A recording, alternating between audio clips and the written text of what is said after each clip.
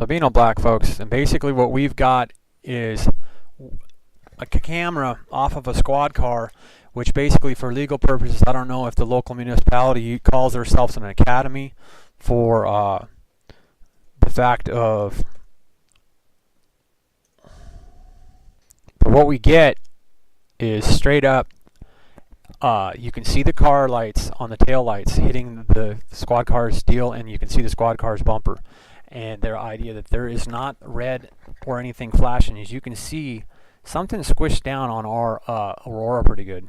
Okay, our hemisphere, our stratosphere, the aurora of Earth. Okay, because we get red and blue color and light from over here on this. Okay, Pinot Black, folks, and it seems like we pretty much have straight up got real footage of,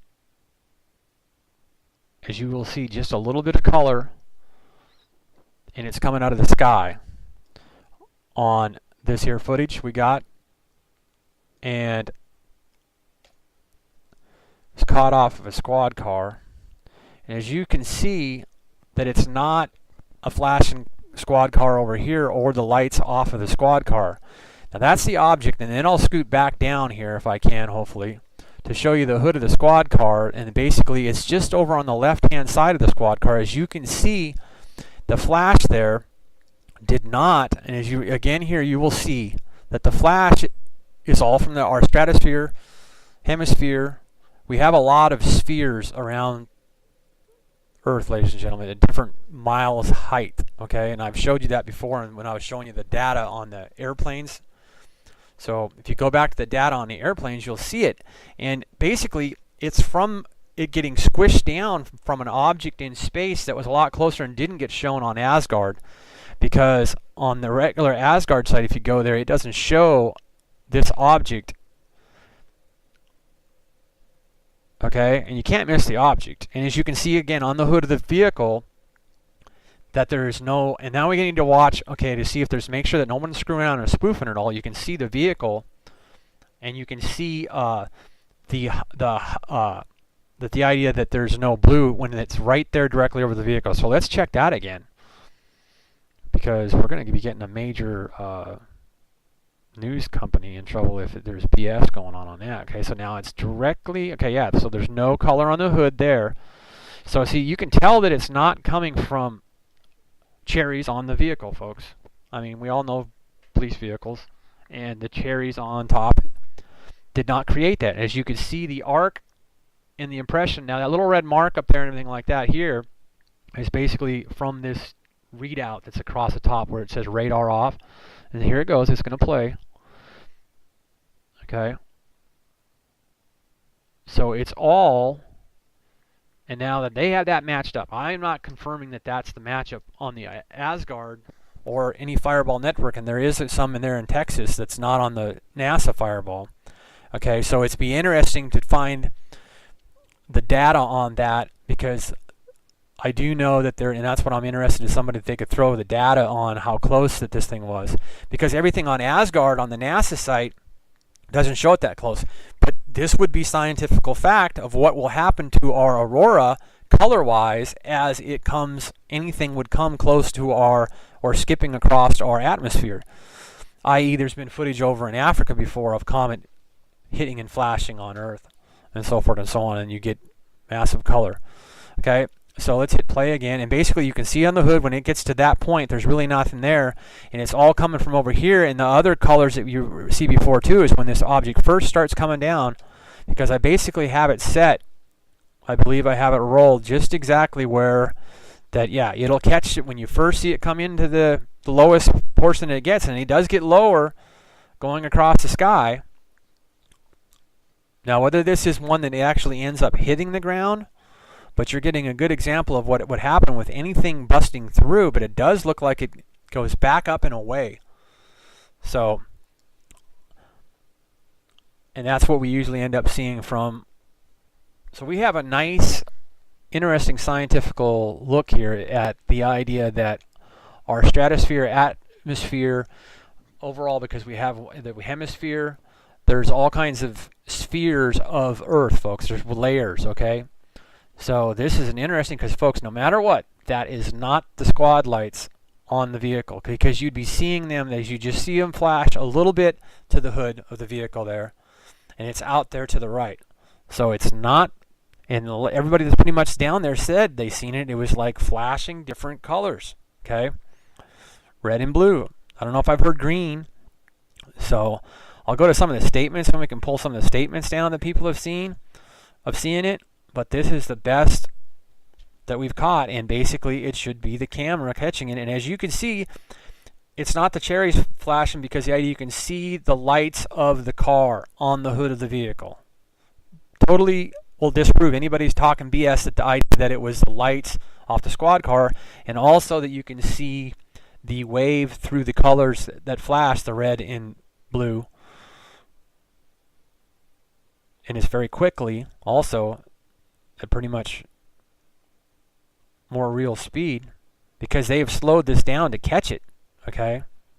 And also it gets caught off the network, slowed down to catch it too. So unless someone's trying to pull a spoof, we've got some very good proof, and also the idea that it'll be interesting whether the Texas all sky was what basically has that footage should be from. Is one of the Texas all skies, okay? So there's an all sky network in Texas like the Fireball, but it's called Texas all sky. Okay, so very interesting footage, and like I say, I'll hit it one more time just so people understand that the idea that we do know that the object is, positioned, that we know that the lights off the car are on the hood, but from the vehicle in front, not from over top of head. And as you can also see, that basically we just get a great view of the aurora, which we normally see at the North and South Pole, and it's red and blue as we get something that squishes down very close and skips our atmosphere. Okay? So it also showed in the previous videos the signature and stuff like that. So the footage actually of this is way more dramatic, and you get to see our spheres, folks, our aurora, because we have way more than one layer of stratosphere, hemisphere, and there's a bunch of them. So go back and look at one of my videos that has the data, and you show you an airplane, and at the very end of that video I've got information on the heights of all the stratospheres. So very interesting footage.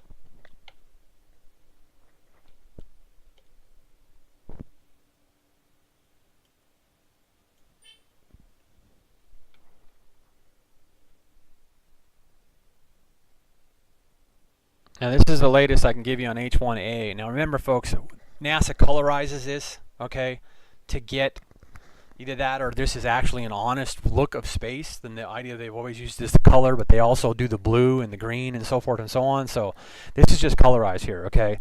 So we are getting also, basically, if you pay attention to my video before this, we'll show you that basically that we're getting a big, huge heartbeat of CMEs, folks. That means when the sun is just CMEing and not flaring, these massive CMEs, it's becoming a massive heartbeat of them.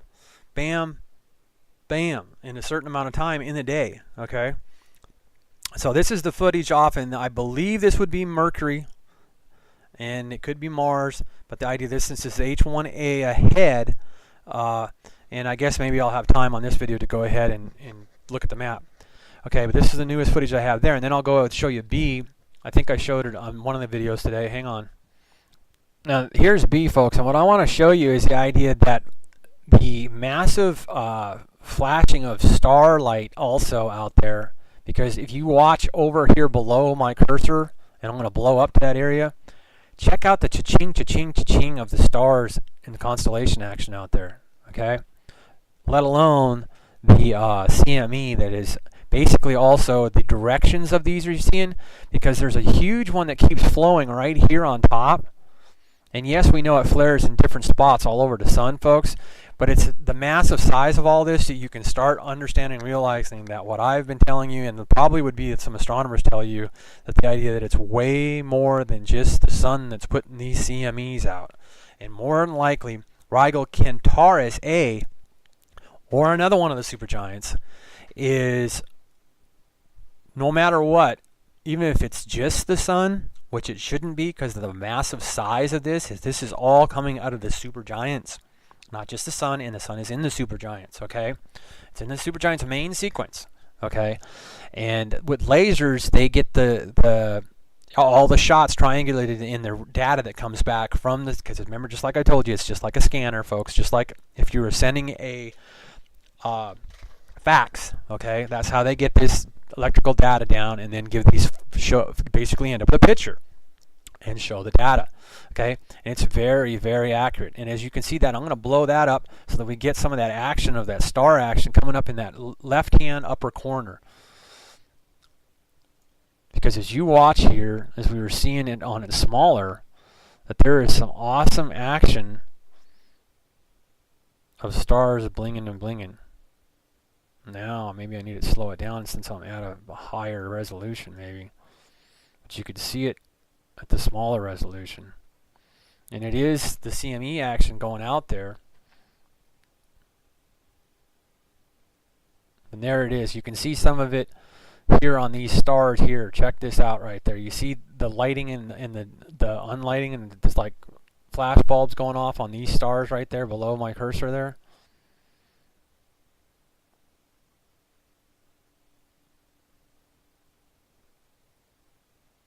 So basically very interesting because it's showing up whether it's dark or bright. And as you see, there's a planet that's getting flashed up here too that just starts coming into effect over here in the corner. Check that out.